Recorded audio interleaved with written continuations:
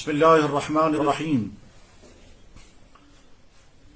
الحمد لله الذي هدانا للإسلام والصلاة والسلام على سيدنا محمد خير الأنام وعلى آله وأصحابه العظام إلى يوم القيامة. أما بعد.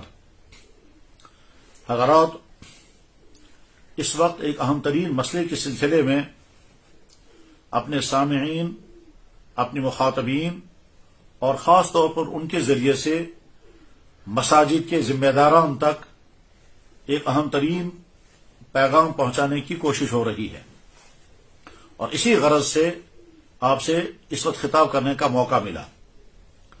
حضرات، ہر مسلمان جانتا ہے کہ ہر مسلمان پر نماز فرض ہے، اور مردوں کے لیے نماز کی ادائیگی کے سب سے بہترین طریقہ جماعت ہے، اور جماعت جو ہے وہ مساجد میں ادا ہوتی ہے، اور مساجد کی جماعت ظاہر امام کے ذریعے سے قائم ہوگی.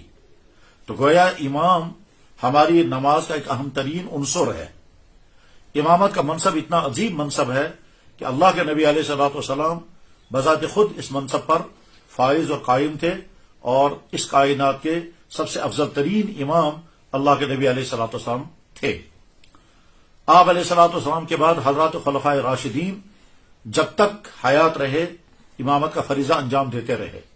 چنانچہ خلیفہ اول حضرت ابوبکر صدیق رضی اللہ تعالیٰ عنہ جب تک خلیفہ رہے امام رہے.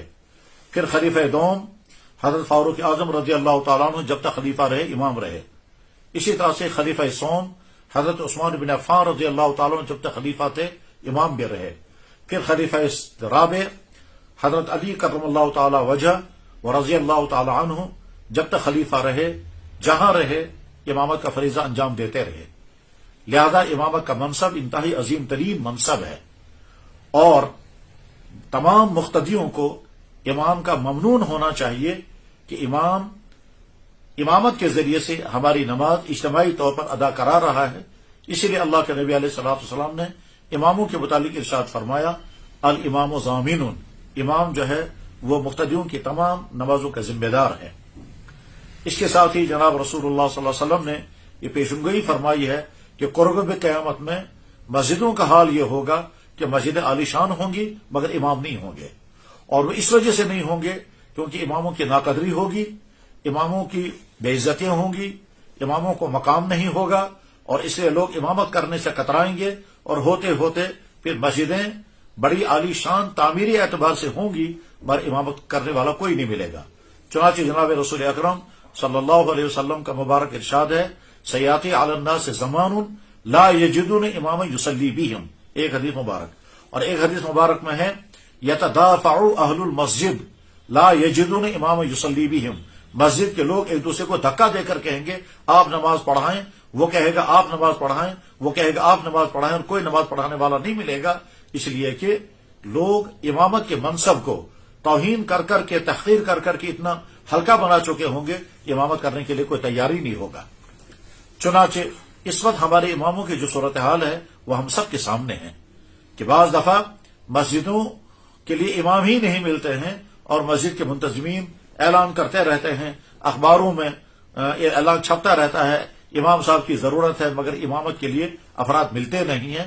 اور نہیں ملتے ہیں تو بعد میں ایسے افراد کو امامت کے منصب پر فائز کرنے میں مجبور ہو جاتے ہیں جن افراد کے اندر امامت کی صلاحیت نہیں ہوتی ہے. امام کے اندر جتنے اوصاف ہونے چاہیے وہ اوصاف نہیں ہوتے ہیں. ایسے فرد کو پھر امامت کے عہدے پر فائز کیا جاتا ہے، اور وہ جب امامت کا حق ادا نہیں کرتا ہے تو اس کے نتیجے میں پھر امامت کے منصب کی اور زیادہ توہین ہوتی ہے، اور لوگ کہتے ہیں یہ ہے آج کے زمانے کے امام. حالانکہ غلطی اپنی ہے کہ ایسے افراد کو امامت کے عہدے پر فائز کیا جن کے اندر امامت کرنے کے اوصاف نہیں ہیں.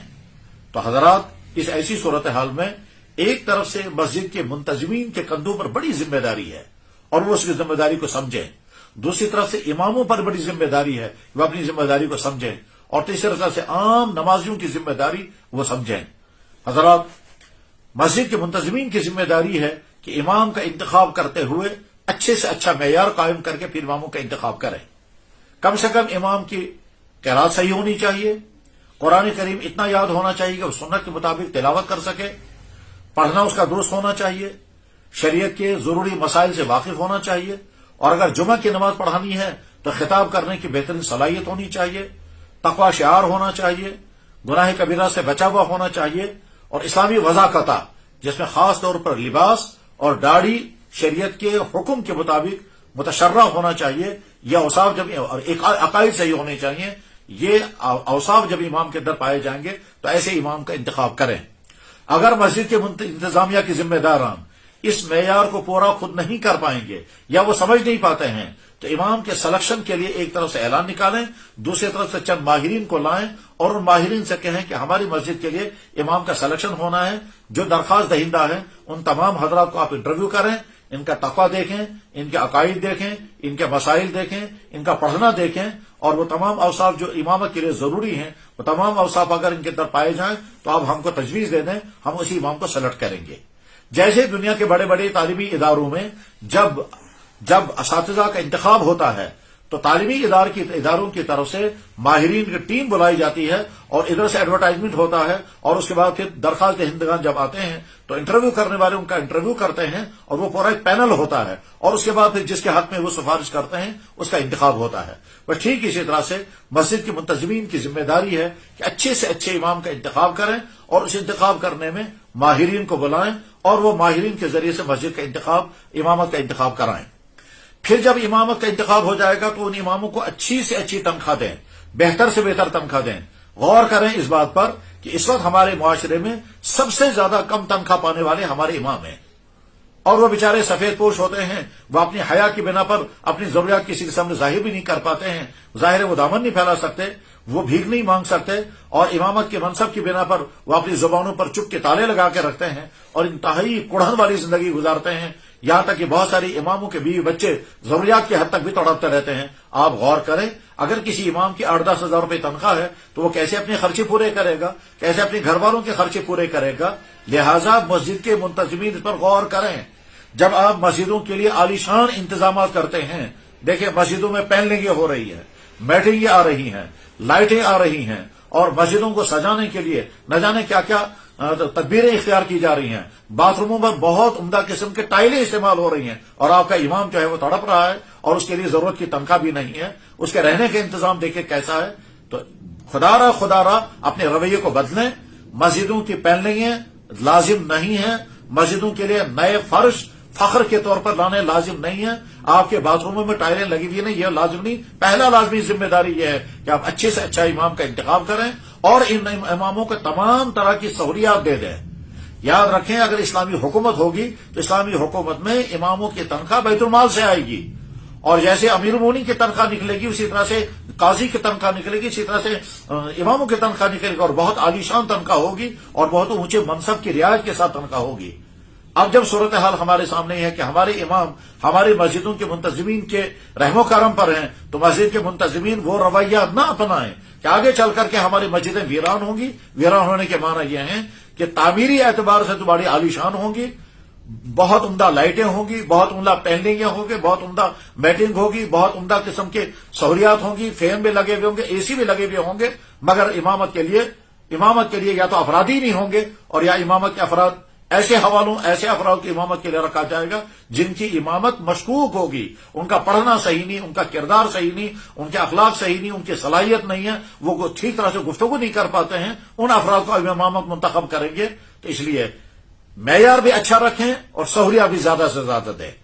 بس یہ اہم ترین ذمہ داری مسجد کے منتظمین اور مسجد کے عام نمازیوں کو چاہیے کہ وہ اماموں کو جو مشاہرہ دیا جاتا ہے خوش دلی کے ساتھ وہ مشاہرہ دیں. بے شمار مسجد کے منتظمین انتظار میں رہتے ہیں، محلے والے تنخواہ ہی نہیں دیتے ہیں. مسجد کے لیے جو فنڈ دینا ہوتا ہے وہ فنڈ مہیا نہیں کرتے ہیں. ایک آدمی کئی سو روپیہ اپنی ریچارجوں پر تو خرچ کرے گا اور فضولیات پر 1000 روپے خرچ کریں گے، لیکن امام کے لیے 50 روپے 100 روپے جو وہ ماہانہ دینے کا طے کرتے ہیں وہ ادا کرنے کو تیار نہیں ہے. مسلمان سوچیں آخر انہوں نے کیا ارادہ کر رکھا ہے کہ اپنی مسجدوں کو اس طرح ویران کرنا ہے. تو محلے کے عام ذمہ داران مسجدوں میں تعاون دیں، خاص طور پر اماموں کے تنخواہوں کے لیے زیادہ تعاون دیں، اور مسجد کے منتظمین جو ہیں وہ امام کا انتخاب کرنے میں معیار برقرار رکھیں، اور اس کے بعد امام کو زیادہ سہولیات دیں. ان کی رہائش اچھی سے اچھی ہو، ان کے لیے کپڑوں کا اچھے سے انتظام کریں، ان کے لیے بجلی اور پانی کا بہتر انتظام کریں، ان کے لیے اعلیٰ تنخواہ کا انتظام کریں، بلکہ یہیں سے سہولیات مہیا کریں کہ امام جو ہے وہ اپنی اہل و عیال کے سمیت موجود رہیں اور جب ان کے اہل ویال ان کے ساتھ نہیں رہیں گے تو ان کو طرح طرح کے خطرات ہوتے ہیں اور طرح طرح کے ٹینشنوں اور ذہنی اضطراب میں وہ رہتے ہیں. تو مسجد کے منتظمین باقاعدہ سیٹ تیار کریں اپنی اماموں کی رہائش کے لیے. جہاں کے مسلمان اپنی اماموں کی قدر کریں گے وہاں کی مسجدیں آباد ہوں گی. اور ورنہ خود صورت حال یہ ہوگی کہ مسجدیں تعمیری اعتبار سے بڑی عالی شان ہوں گی لیکن امام جو ہیں وہ بہت ہی کم سطح کا امام ہوگا. اور بلکہ بعض دفعوں پر ایسی سطح کا امام ہوتا ہے جس کی امامت بھی شرعی اصولوں کے مطابق معیاری نہیں ہوتی ہے. اور اس کے بعد پھر اماموں کے کندھوں پر بڑی اہم ذمہ داری ہے کہ تمام امام سمجھیں کم سے کم آپ کے کندھوں پر 5 کام ہیں. نمبر 1 5 وقت کی نماز ٹھیک طرح سے پڑھانا.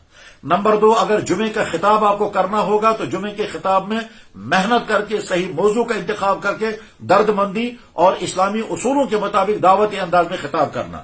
نمبر 3 مسجد کے ساتھ جڑے ہوئے مکتب کی تعلیم اور پورے محلے کے بچوں کو بڑی پابندی کے ساتھ مکتب کی تعلیم پڑھانا امام کی ذمہ داری ہے. اور نمبر 4 امام کی ذمہ داری ہے کہ محلے کے اندر جن جن گھروں میں نکاح ہونے والے ہیں ان تمام بچوں کے نکاح وہ خود پڑھے. اور نمبر 5 جنازے. یہ 5 کام مسجد کے اماموں کی ذمہ ہیں.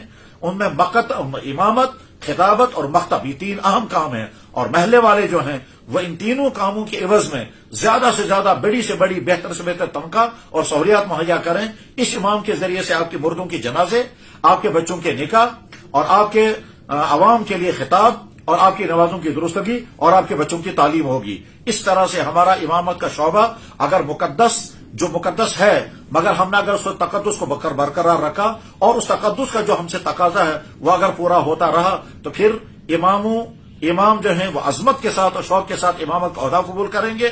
اور اس کے بعد پھر اللہ بچائے جس پیشن گوئی کے پورا ہونے کا خطرہ ہے اس سے ہم بچ جائیں گے. ورنہ یاد رکھیں اللہ کے نبی علیہ الصلوۃ والسلام کو مبارک ارشاد ہے اور یہ حضور کے کمالات میں سے کمال تھا کہ آپ نے ارشاد فرما دیا قرب قیامت میں کیا کیا ہوگا. ان میں سے ایک بات یہ بھی آپ نے ارشاد فرمائی کہ یتدافع اہل المسجد، ایک دوسرے کو لوگ دھکا دیں گے کوئی نہ کوئی نماز تو پڑھائے. لا یجدون اماما یصلی بہم، ان کو نہیں ملے گا ایسا فرد جو ان کو نماز پڑھا سکے. اور ملے گا بھی تو وہ شخص طرح طرح کی کمیوں والا ہوگا اور نہیں معلوم اس کے پیچھے نمازیں درست ہوں گی بھی یا نہیں.